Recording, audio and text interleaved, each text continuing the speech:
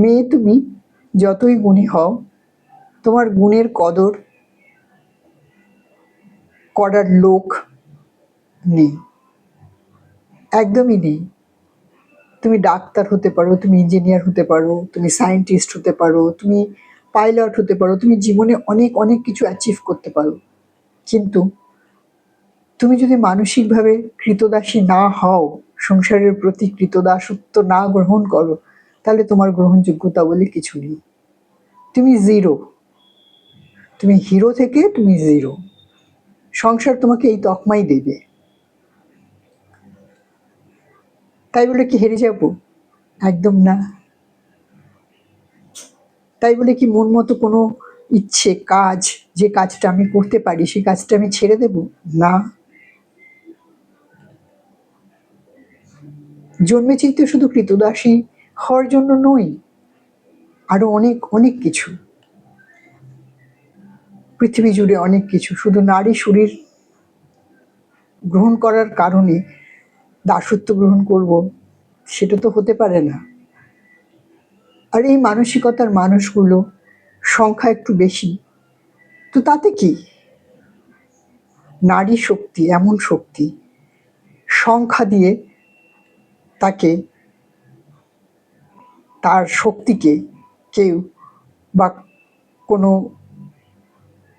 সমাজের কোনো নিয়ম সেই শক্তিকে দাবিয়ে রাখার কোনো ক্ষমতাই নেই। নারী নিজের ইচ্ছাতে, নিজের খুশিতে সে নিচু হয়ে মাথা নিচু করে থাকে, ভালোবেসে, সংসারকে ভালোবেসে, সংসারের মানুষজনকে ভালোবেসে মাথা নিচু করে থাকে। কিন্তু যদি মনে করো যে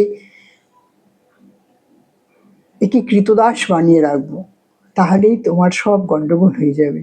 তোমার সাথে আর নারীর প্রকৃত যে শুশ্রূষা পাওয়ার অধিকার থেকে বঞ্চিত হয়ে যাবে। সমাজ, সংসার, আত্মীয় পরিজন প্রত্যেকটা নারীর অনেক অনেক অনেক অনেক ক্ষমতা। সেই ক্ষমতার বলে নারী কখনোই অহংকারে মত্ত হয়ে কোনো হত্যালীলায়, কোনো গাজোয়ারি কাজে নিজেকে জড়ায় না। কিন্তু সে মোটেই অবলা নয়।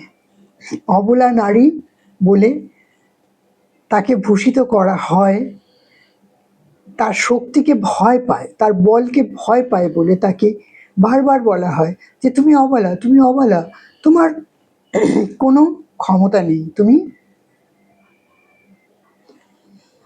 তুমি নরম। হ্যাঁ, নারী নরম,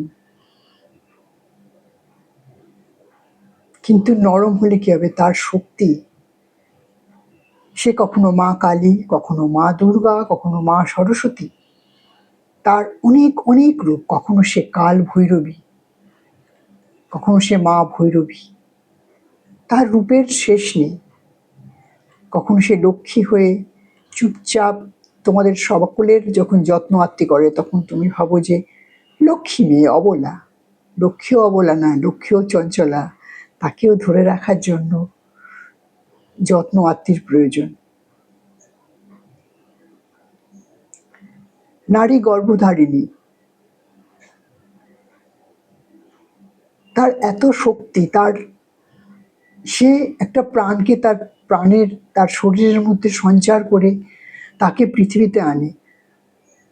পৃথিবীর প্রত্যেকটা বীজ অনেক থাকতে পারে, কিন্তু যদি ধরিত্রী যদি জন্ম না দেয়, তাহলে আস্তে আস্তে বীজের কি কোনো আর দরকার থাকবে? তো নারীকে যত্ন করে রাখা, সমাজ, সংসার, প্রত্যেকটা পরিবার, প্রত্যেকের দায়িত্বের মধ্যে পড়ে নারীকে রক্ষা করে রাখার, তাকে সুন্দর করে রাখার, তাকে সুস্থভাবে রাখা, তাকে বিকশিত হতে দেওয়ার। কেন নারী যখন বিকশিত হবে, তখনই সমাজ আস্তে আস্তে অনেক অনেক বাড়বে। নারীর শক্তি অপূরণীয়। আমি জানি না কোথায় শঙ্খ বাজছে।